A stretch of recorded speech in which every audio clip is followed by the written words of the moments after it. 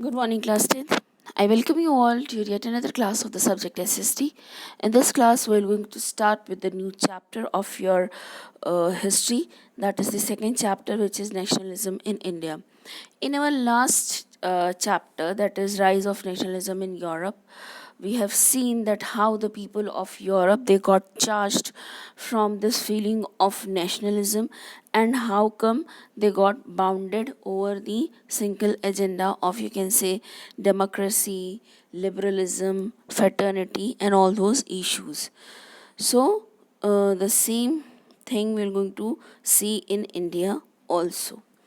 Before starting with the chapter, I would like you all to know that in your half yearly, the syllabus of your PT1 will also be involved. So, in case of history, your first chapter will also going to come along with your second chapter, that is the rise of nationalism in Europe as well as the nationalism in India. So let's start with the chapter. As you have already seen that in your previous book, this book is your part two. In your part one, you have already seen that how the people of India were already they were very much in. Not having a very good impression of the Britishers on them. Why? Because जो Britishers थे वो सिर्फ और सिर्फ अपने फ़ायदे के लिए काम करते थे and they were only focused on the generation of the revenue for their own benefits. So यहाँ पर जो nationalism है ये एक you can say in India it started off as the anti-colonial movement. Anti-colonial movement means you can say जो हमारी colonization थी the Britishers उनके against जो हमने movement चलाया that was called the anti-colonial movement. Basically this anti-colonial movement in this the major support from the leader was the Mahatma Gandhi. He was the driving force towards this rise of nationalism. This nationalism in India इसने जो rise देखा वो आपकी 1920s के around देखा when Gandhi ji he came back from South Africa and he was full fledgedly involve in nationalism. So let's start with the first heading of your chapter, that is the First World War and First World War, Khilafat and Non-Cooperation Movement. देखो India में when India was the colony of Britain around 1913 to 1918 first world war broke out as you all must be knowing. तो इस first world war में again Europe में जो British empire था it was a biggest one और ये first world war में involve था.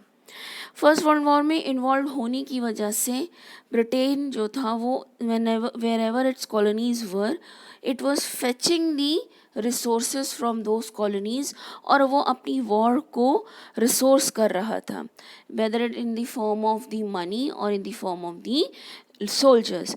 सो उस दौरान Indians were forced to join the British army. आपको ब्रिटिश आर्मी को फोर्स किया जाने लगा कि आप ज्वाइन करो. देन उसके बाद ये इस फोर्सफुल ज्वाइनमेंट के बाद आपकी जो इंडिया की जो इकोनॉमी थी इट स्टार्टेड डिटोरिएटिंग. क्यों डिटोरिएट? देखो ऑलरेडी वो डिटोरिएटेड कंडीशन में थी, ऑलरेडी वो बुरी कंडीशन में थी. But as the people as the Britishers उन्होंने अपना जो रिसोर्स था वॉर की तरफ और भी ज़्यादा इंडिया से जो रिसोर्सेज जनरेट हो रहे थे वो वॉर की तरफ ले जाने लगे. तो उससे इंडिया की सिचुएशन और भी ज़्यादा ग्रीव हो गई. और इस टाइम पर एक और जो यू कैन से दो और बड़े ब्लो लगे थे इंडियन इकोनॉमी को.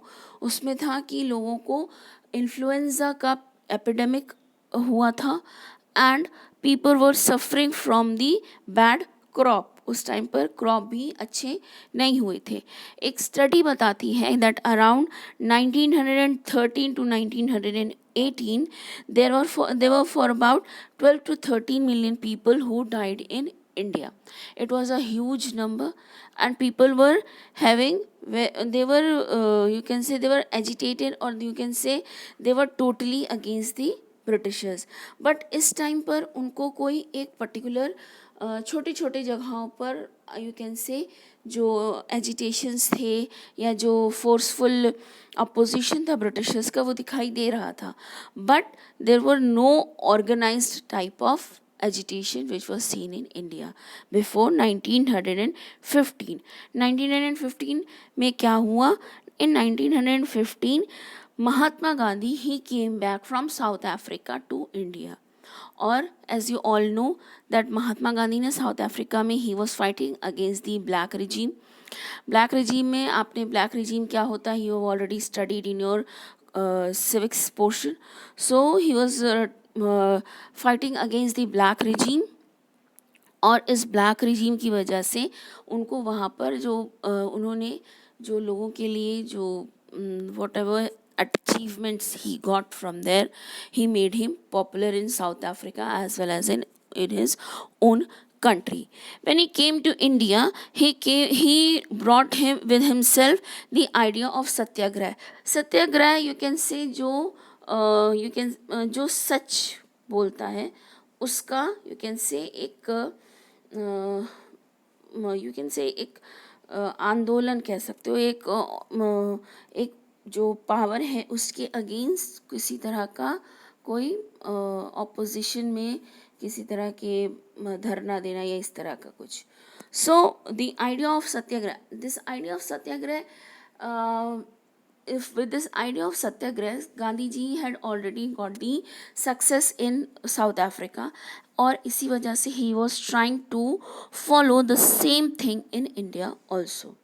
सत्याग्रह में what he says that these satyagrahi when he will going to follow the path of truth, जब वो ट्रूथ का पाथ फॉलो करेगा तो जो उसका ऑप्रेसर होगा उसका इनर बीइंग उसको बोलेगा कि उसका ऑपरेशन सही नहीं है on the oppressor by the on the one being oppressed by the oppressor. तो ये क्या करेगा सत्याग्रह? It will going to instill a sense of guilt in the oppressor. So Gandhi ji started off with the satyagrah thing in India also. So, again Gandhi ji he organized successful organization of satyagrah movement at various places. In 1917 he traveled to Champaran in Bihar to inspire the peasants to struggle against the oppressive plantation system. देखो इस time पर जो Britishers थे वो बहुत सारे you can से plantation के रिगार्डिंग बहुत सारे अपने डिसीजंस ले रहे थे. लाइक वो पीजेंट्स को फोर्सफुली कह रहे थे कि आप कॉटन ग्रो करो, कैश क्रॉप बेसिकली ग्रो करने को उन्होंने कहा. कैश क्रॉप बेसिकली वो क्रॉप होती है जिसके बदले में आपको कैश मिल जाए. So the Britishers they were forcing the people of India to grow the cash crop, that is the cotton, the jute, the tea, coffee and all those things. And later on उसके बाद उन्होंने they also forced the Indian peasants to grow indigo. So since the peasants they were not willing to do that, or in the meanwhile Gandhi ji जो थे he also came back to India, तो उन्होंने he asked the peasants कि भाई आप सत्याग्रह क्यों नहीं करते. And in 1917 सबसे पहला सत्याग्रह चंपारण में स्टार्ट हुआ with the peasants. Then 1917 again he organized a satyagrah in the support of the peasants of the Kheda district of Gujarat. Then वो जो कि खेड़ा डिस्ट्रिक्ट में जो peasants थे उनके भी सपोर्ट में गांधी जी ने सत्याग्रह स्टार्ट किया 1917 में. क्यों? क्योंकि इस टाइम पर जो पीजेंट्स थे खेड़ा के गुजरात के वहाँ पर वो बहुत ज़्यादा अपने यू कैन से बैड क्रॉप से भी इफ़ेक्टेड थे और प्लेग एपिडेमिक भी वहाँ पर इरप्ट हुआ था. बट स्टिल जो ब्रिटिश गवर्नमेंट थी it was not willing to forgo the revenue. वो नहीं चाह रहे थे कि रेवेन्यू को छोड़ा जाए. और जो पीजेंट्स थे they were very much in the thing कि जो उनके ऊपर लेवीड है रेवेन्यू उसको गवर्नमेंट थोड़े दिन के लिए सस्पेंड कर दे. Then again in 1918 Mahatma Gandhi went to Ahmedabad to organize a satyagrah movement among the cotton mill workers. Again एक नया सत्याग्रह गांधी जी ने स्टार्ट किया इन 1918 among the cotton mill workers. Then next came the Rowlatt Act. Rowlatt Act basically आपका एक act था जो 1919 में impose किया गया था, और आपने रॉलेट एक्ट को पढ़ा होगा कि it gave immense amount of power to the British government, and thus Gandhi ji he was fighting against this act because it was a oppressive act of the Britishers. उसमें बहुत सारी oppressive policies थी Rowlatt act में, जिसके चलते Indians को बहुत ज़्यादा परेशानी होने वाली थी. And to this he organise the hartal on 6th of April, right.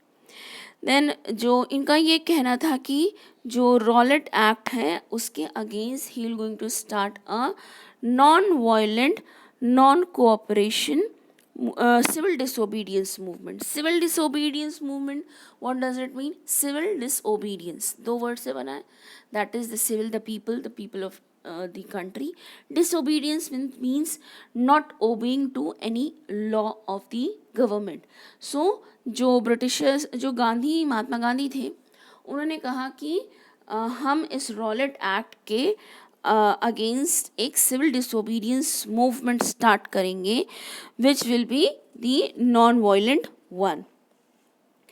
Then इस स्ट्राइक में many people from the railways, the workshops, you can say the normal people, the students, they also got involved, और उन्होंने इस हड़ताल को एक successful हड़ताल बनाने की कोशिश की.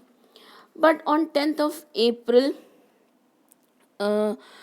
जो प्रोसेशन निकाला गया था अमृतसर में, जिसके ऊपर जो ब्रिटिश जो पुलिस थी उसको कहा गया कि आप इनके ऊपर फायर करो.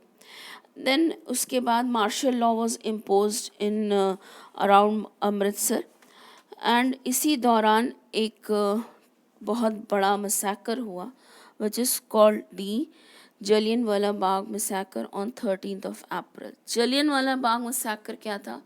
जलियनवाला बाग मसैकर में basically Jallianwala Bagh it was a garden you can say, जो कि अमृतसर में है, और यहाँ पर लोग जो थे वो पीसफुल सिविल डिसोबीडियंस मूवमेंट को फॉलो करते हुए इस जगह पर गैदर हुए थे.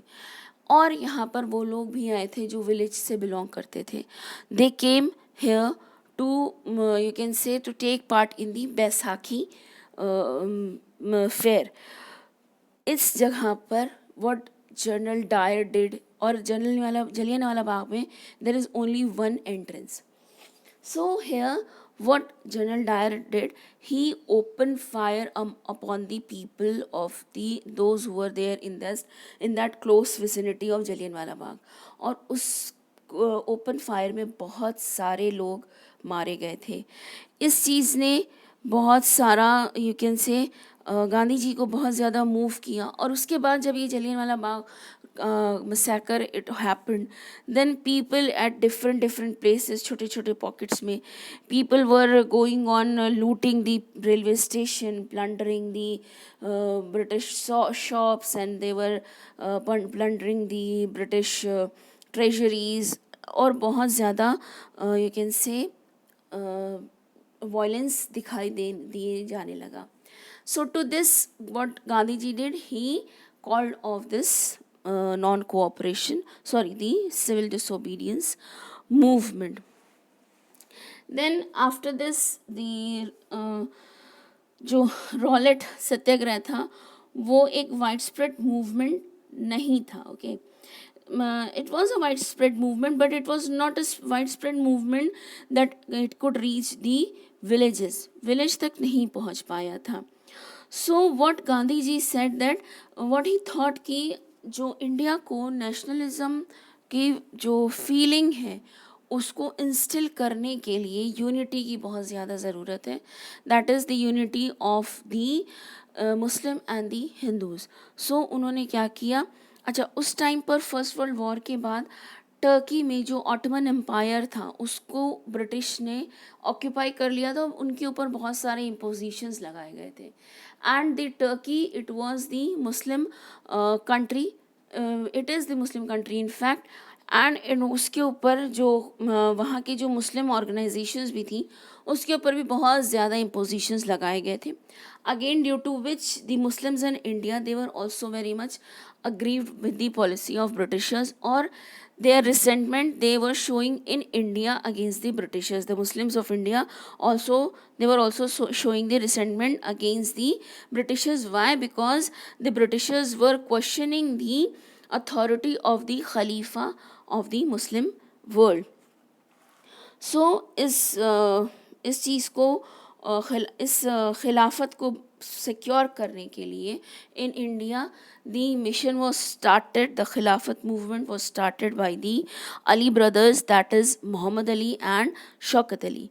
देन इसके बाद Mahatma Gandhi, what he thought that this is the right time, उन्होंने सोचा कि ये बिल्कुल सही टाइम है to include the in Muslims also in the fight of nationalism, in the fight of freedom you can say. क्यों? क्योंकि इस टाइम पर जो मुस्लिम्स हैं they are also against the Britishers, because उनके जो रिलीजियस सेंटिमेंट्स हैं they are being hurt, and similarly they were again, the Hindus were also against the Britishers in a very same fashion. क्यों? क्योंकि देखो उस time पर the Britishers they were again, they have started playing with the religious policies of Hindus as well. So with this started the non-cooperation movement. What does this non-cooperation movement basically means? Non-cooperation movement basically means that the people of the country, they will not going to cooperate with the any working of the Britishers. Britishers की किसी भी तरह की working में जो Indians हैं वो बिल्कुल भी इन्वॉल्व नहीं होंगे, whether it be their officers और कुछ भी हो. सो वहाँ पर they will not going to involve themselves in the British working. और जो भी ब्रिटिशर्स ने इम्पोजिशंस लगाए हैं या जो भी उन्होंने रेस्ट्रिक्शंस लगाए हैं इंडियंस पर, उसको भी वो फॉलो नहीं करेंगे. So the non cooperation movement started. Then non cooperation movement जो था, it was non cooperation movement एक मूवमेंट बना कैसे? देखो नॉन कोऑपरेशन मूवमेंट कैसे बना कि जो गांधी जी थे उन्होंने मूवमेंट को कई स्टेजेस में इम्प्लाई किया. ठीक है. It began with the surrender of title that the government awarded and a boycott of civil services, army, police, courts and legislative council, schools and foreign goods. यहाँ पर गांधी जी ने कहा कि जो सिविल डिसोबीडियंस मूवमेंट है या जो नॉन कोऑपरेशन मूवमेंट है उसको एक वाइड स्प्रेड मूवमेंट बनाने के लिए इस मूवमेंट को बहुत सारे स्टेजेस से गुजरना पड़ेगा, जिसमें से the first stage will be the giving up of the titles. जो लोगों को टाइटल्स मिले हुए लाइक सूबेदार्स, खान्स, देन और भी बहुत सारे जो ब्रिटिशर्स ने they had given various titles to Indians. So what Gandhi ji said that to start with this non cooperation movement, the first thing should be that we should give up the titles. Then after that we should give up the civil services, army, then police, then court and legislative council, the schools of the Britishers and the foreign goods. तो ये सारी की सारी चीज़ों को हमें give up करना पड़ेगा हमारे नॉन कोऑपरेशन मूवमेंट के फर्स्ट स्टेज पर. देन उसके बाद of course government started using the repressive policies. and क्यों? क्योंकि उस टाइम पर 1920 में समर्स में पूरे जगह पर आपके सिविल डिसोबीडियंस मूवमेंट का कैंपेन चलाया जाने लगा था बाय गांधी जी. सो यहाँ इस टाइम पीरियड में बहुत सारे जो कांग्रेसमैन थे वो इस यू कैन से जो इस प्रपोजल से नॉन कोऑपरेशन, ये जो आपका नॉन कोऑपरेशन का मूवमेंट था गांधी जी के, इससे थोड़ा सा you can say they were concerned about it, right? So, since the congressmen, they were not very much, they were quite reluctant to the boycott of the council election scheduled for November 1922. देखो उनको जो congressman थे वो थोड़ा सा इस non cooperation movement से, गांधी जी के इस नॉन कोऑपरेशन मूवमेंट का जो लॉन्चिंग थी, इससे थोड़ा रिलक्टेंट थे. क्यों? क्योंकि उनको 1920 नवंबर में इलेक्शंस होने वाले थे और वो नहीं चाहते थे कि इलेक्शंस पे इसका कोई असर पड़े. अगेन कांग्रेस की अपनी पॉलिसी थी जिससे वो फ्रीडम को अचीव करना चाहते थे और वो एक you can say constitutional way में they wanted to achieve the freedom in the constitutional way. इस टाइम पर जो people those who were prominent in Congress were the liberal ones. Okay, so they wanted to achieve the you can say the freedom with the debates and discussions with the British government. So to this we come to an end of today's class. For the further chapter we're going to meet up in our next class. Up till then, take care, have a great day ahead.